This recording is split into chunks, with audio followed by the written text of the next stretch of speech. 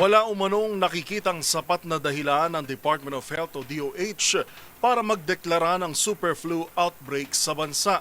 Paliwanag ni Health Assistant Secretary Albert Domingo, maliban sa matagal nang mayroon ito, hindi naman ito kinakitaan ng malaking pagsipa sa kaso. Ang balitang yan sa pagtutok ni Rovic Manuel.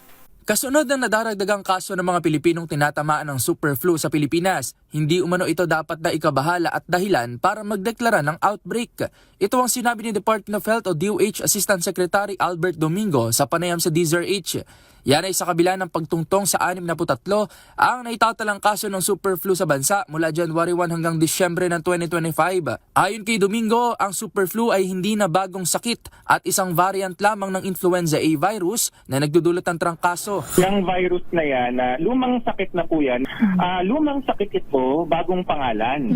Kasi ang mga virus ng influenza ng trangkaso, ganyan talaga sila. Every year, nagpapalit sila ng anyo. Kaya tayo merong bakuna sa trangkaso kada taon. Nagpapalit yun. Pero hindi sabihin na dapat maalarma. Dapat lang, alerto tayo dahil nga yung mga nakatatanda, sila po yung mas mahina ang resistensya, lalo na yung ating mga bedridden, saka yung ating mga batang-bata. Paglilinaw nito, hindi tumataas ang kaso ng super flu at sa katunayan, lumalabas sa datos na pang-apat lang ang variant na ito na tumatama sa ilang individual mula sa iba't ibang variants na mayroon ng influenza A at walang naitala na nasawi mula dito. Yung ating ILI, influenza-like illness o yung malatrangkasong sakit, ang nabilang natin as of December 27 ay 181,130 nationwide. Ang sequence, ibig sabihin nakita natin na subclade K or super flu ay 63 lamang.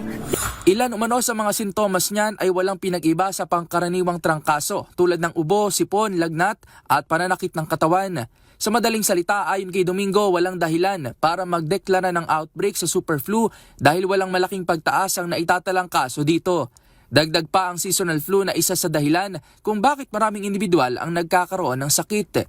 Paalala ng DOH, ugaliin pa rin na maghugas ng kamay, magpahinga sa bahay kung sakaling makaramdam na ng sintomas, voluntary na pagsusot ng face mask kung kailangan at kumain ng masustansyang pagkain dahil resistensya ng ating katawan ang nangungunang panlaban sa sakit na ito. Tiniyak naman ng kagawaran na may sapat silang ospital na patuloy na nagmamonitor sa kaso ng super flu. Para naman sa bakuna, maaaring makipag-ugnayan sa health centers ng bawat LGU, gayon din sa ilang bagong urgent care and ambulatory service o BUCAS centers o sa outpatients department ng DOH sa buong Pilipinas.